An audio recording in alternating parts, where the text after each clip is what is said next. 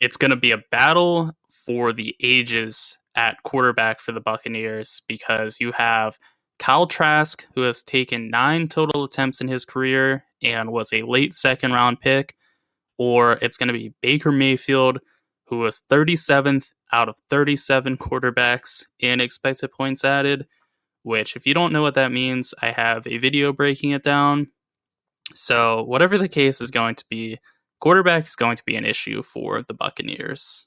One thing the Bucs do have working in their favor, though, is their offensive line was 4th in pass blocking, according to PFF, which is really nice because whoever they have at quarterback is probably going to be a little bit slow in their processing. So they're going to have sufficient time, though, with how good the offensive line is. But the offensive line may regress a little bit from last year to this upcoming season because they lost Shaq Mason and replaced him with Cody Mock, who was a late second or early third type of prospect, so not the most highly touted. And one thing they do have working in their favor, though, is Ryan Jensen will be back because he was hurt for almost all of last season and is a very solid center. So he will be a key contributor for them this year. And one thing, too, is though they were good pass blockers, they were really, really weak run blockers as they ranked 25th in run blocking. So the Bucs do have some issues on the offensive line, but looking at them one by one, Tristan Wirfs is a fantastic pass blocker and really solid run blocker. Matt Filer has been solid throughout his career. He had a really bad year this past season, but he can probably rebound from that because the rest of his career has been really good. Jensen, as I mentioned, a really good center. He's dominant in the run game. Cody Mock is a solid prospect, not the greatest. And then Luke Goedeke had a really bad rookie year, but is a solid prospect in his own right. He was a second-round pick last year, so they do have some potential on the line. Another thing Tampa has going for them is the fact that they have a really nice duo of receivers, and it's pretty hard to distinguish between Godwin and Evans because Evans was 13th in yards per game and Godwin was 19th. So they both did really well according to that metric. What separates them a bit is Evans was also 13th in yards per receptions, whereas Godwin was 99th. So Evans is a lot more efficient with the ball in his hands because he can win deep downfield and he makes 50-50 balls, more like 65-35 balls. So he's a really nice contested catch guy. Godwin is a better separator, but he's also doing more of his work in the shallow part of the field, which is just a little bit less valuable in today's day and age because the name of the game is splash plays, and Evans can give you that. Godwin, not so much. Beyond those two, though, the receiving room is pretty weak because Cade Otton, their tight end, he showed some potential, but really it was just in spurts. It wasn't anything too consistent. And Russell Gage is a fine number 3, but he is capped out at about a number 3 wide receiver.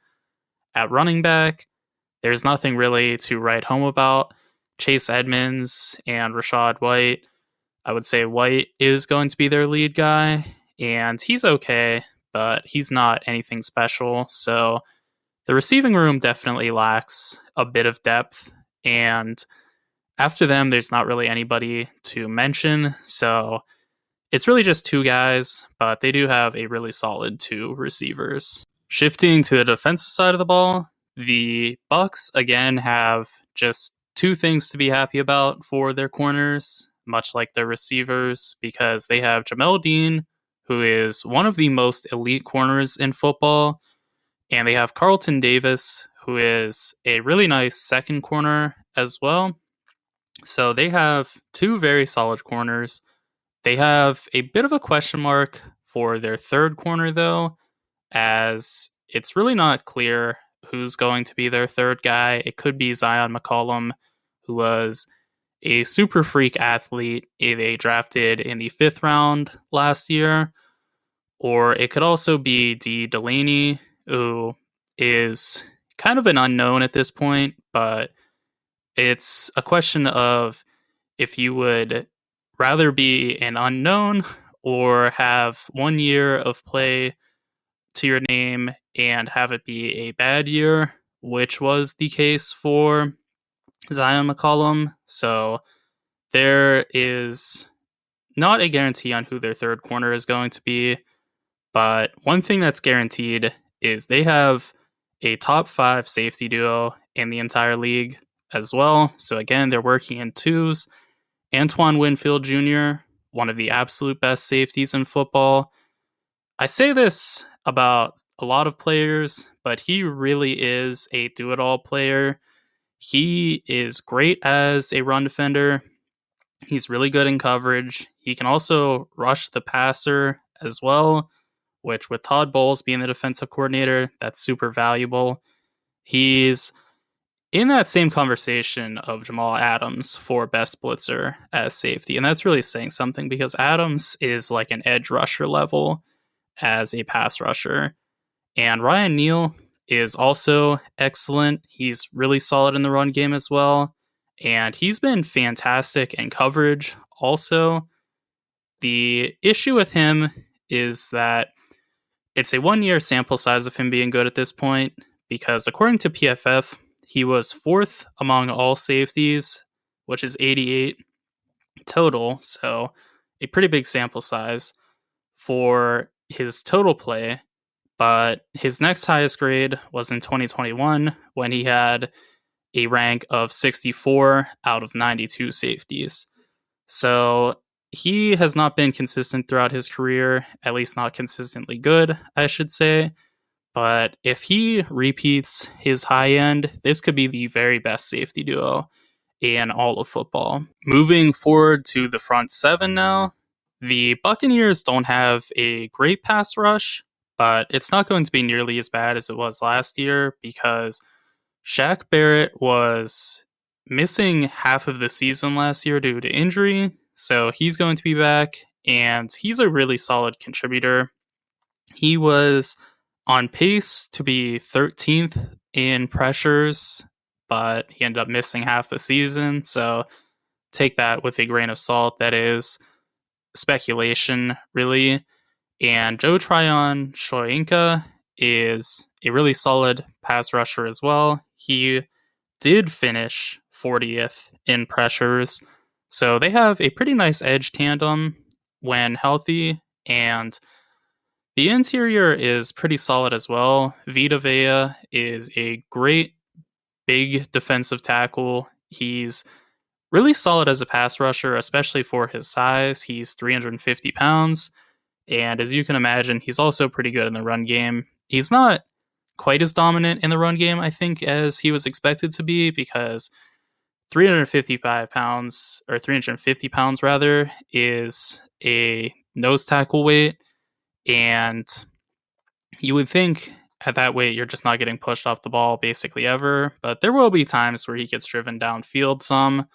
But overall, he's been really solid. This year, he was dealing with injury as well, so we didn't get to see him at his absolute best.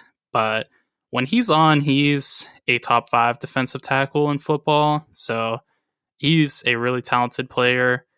And I really like the pairing of him with Kalijah Cansey because Cansey is a bit undersized for a defensive tackle. He's 280 pounds, and he is a freak athlete in the same mold of Aaron Donald, and he went to the same school as Aaron Donald, so pretty funny. But it's going to be something where he gets those comparisons a lot. It's going to be very hard to live up to arguably the best defensive tackle of all time. But Cansey has really good hand usage. He's very technically sound, in addition to being super athletic. So he's got the potential to be a very good pass rusher in the pros, and I could definitely see it even as early as year 1. So I think the potential for the Buccaneers defensive line is really high, and last year was not a good indication of what they're going to be moving forward. To round out their roster, the Bucs have one of the best linebacking duos in football because Levante David is still a top 5 linebacker in football. He just refuses to age at this point because he's now 33. He should be slowing down, but he's still a fantastic run defender, a capable pass rusher, and fantastic as a pass coverage guy.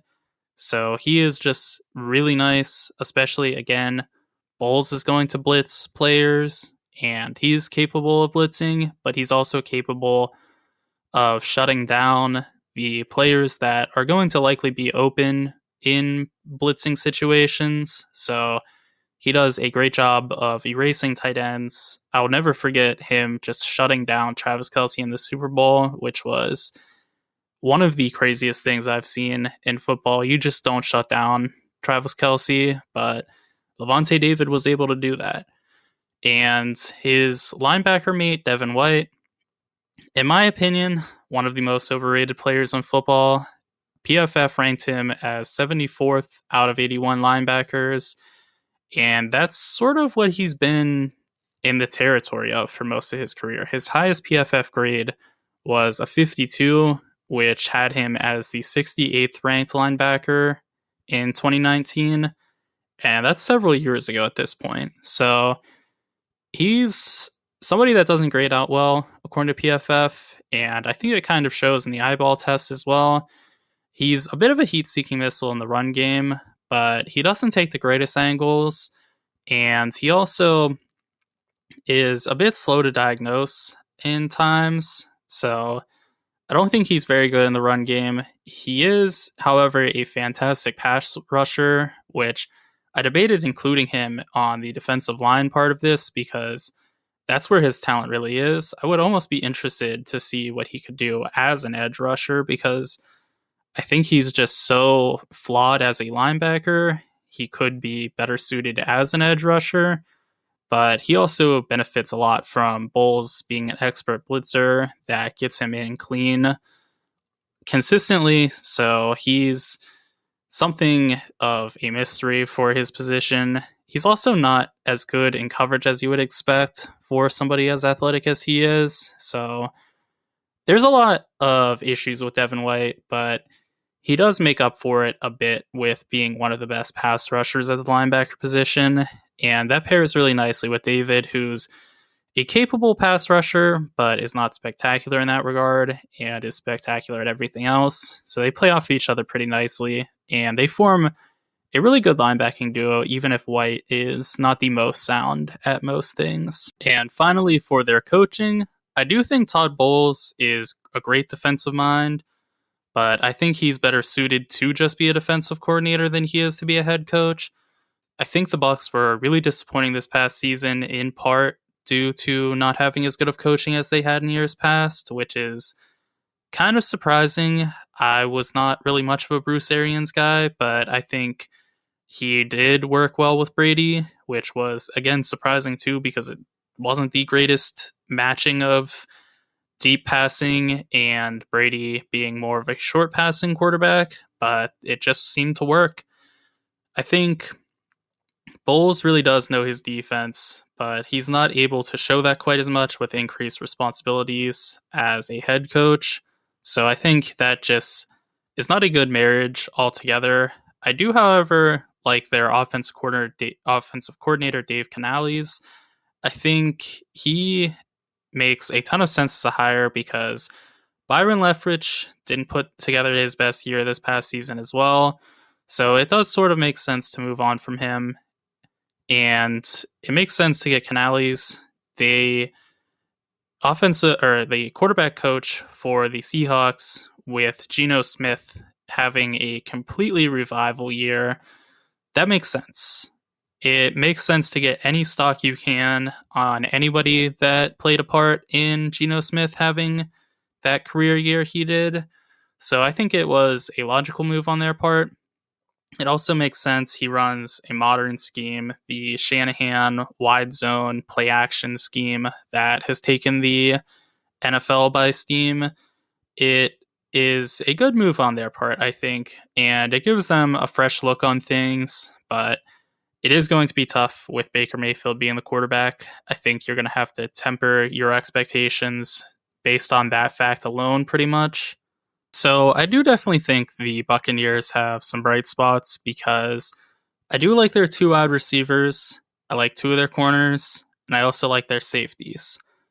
Their linebacking room, pretty solid, but there really is somebody to attack with Devin White, and that's an issue. You can't really have these definitive weak links on defenses because the offenses are just going to attack those relentlessly. And it's really problematic that they have such little depth because I don't wish this upon anybody, but if Chris Godwin or Mike Evans gets hurt or a corner, then they are really in trouble because you can sort of get by with just two players for your positional groups. You can't get by with just one, though. And Russell Gage, he's an okay number 3, but he's just okay. And if he has to fill in as your number 2, that's really a problem. The only positions they have depth in are the offensive line, which is great. You always want to have a solid offensive line, especially with Baker Mayfield being your quarterback. He's going to really be an issue for them moving forward. But that's only one positional group. They also have some depth on the defensive line, but it's a pretty steep drop-off between their starters and their rotational guys. Greg Gaines is going to be a solid third defensive tackle, and Anthony Nelson can be a solid rotational edge rusher, but that's it. They're not really plus contributors as depth guys, and those are pretty much the only depth pieces they have at those positions. So they have some depth there, but overall this team is really devoid of depth, and it's clear to see that they've been in cap trouble because they just have some stars and nothing really to accommodate beyond that. I really also think it's just so limiting having Baker Mayfield be your quarterback. I think he's very clearly going to be a bottom 3 starter in this league for this upcoming season because he has really struggled in back-to-back years now. He was a bottom 5 starter for sure this past season, arguably the worst in all of football, and that's Zach Wilson included. So there's a lot of room for pessimism with the Buccaneers for this upcoming season, but they still do have some bright spots, and if they get the right quarterback, they could be a much different team moving forward, especially when they get out of this cap trouble they're in, because they were really pushing money forward, trying to compete for as long as they could, and now they're having to pay that bill.